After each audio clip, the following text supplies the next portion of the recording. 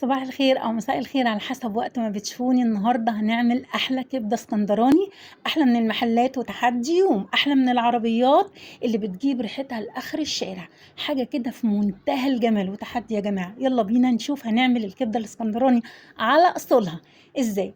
أول حاجة بنجيب الكبدة بنحطها في مصفى عشان أي حاجة مش مستحبة تنزل منها تتغسل ما تتغسلش، دي حاجة براحتك انت.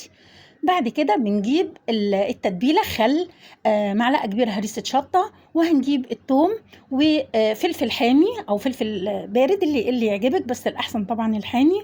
وبعد كده بعد ما نحط الكمون والكزبرة والملح والفلفل الحامي والثوم ونهرسهم كويس جدا أو ندقهم كويس جدا أو في الكبة، بنحط نصها على الكبدة ونصها بنشيله. هقول لكم هنعمل بيه ايه دلوقتي.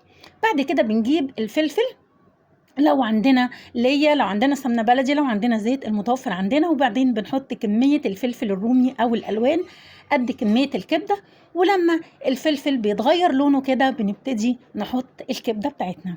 ما بنحركش الكبده كتير غير لما اللون بتاعها يتغير من تحت، وبعد كده نبتدي نقلبها الناحيه التانيه زي ما انتم شايفين كده، وبنبتدي نشوحها كويس جدا. وبعد ما نشوحها بعد ما جبنا الفلفل كده على جنب والكبده لونها اول ما يتغير بنبتدي نقلبها مع الفلفل بتاعنا، ريحتها خطيره زي ما انتم شايفين كده. وبعد كده هنقلبها كلها على بعض بعد ما لونها بيتغير.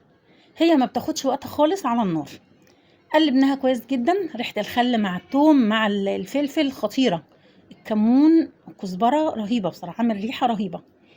بعد كده هنقلبها كلها على بعضها، وهنبتدي نحط نص التتبيلة اللي أنا كنت شايلاها، وهنبتدي نحطها دلوقتي برضو على الكبدة كلها. الريحة خطيرة يعني في منتهى الجمال، من الحاجات اللي ما بتاخدش وقت زي ما انتم شايفين كده. الريحة طلعت بصراحة رهيبة. هبتدي ان انا اشوحها كويس جدا، ما بتاخدش وقت على النار. الكبدة من الحاجات اللي فعلا ما بتاخدش وقت على النار، وهتستوي مفيش في 5 دقايق. بصوا بقى بعد ما استوت خطيرة في منتهى الجمال. ان شاء الله تعجبكم، ولو عجبتكم يا ريت تعملوا لايك وشير واشتراك في القناه، ما تنسوش تفعلوا الجرس. بصوا بقى بعد ما استوت حاجه كده اخر طعامه،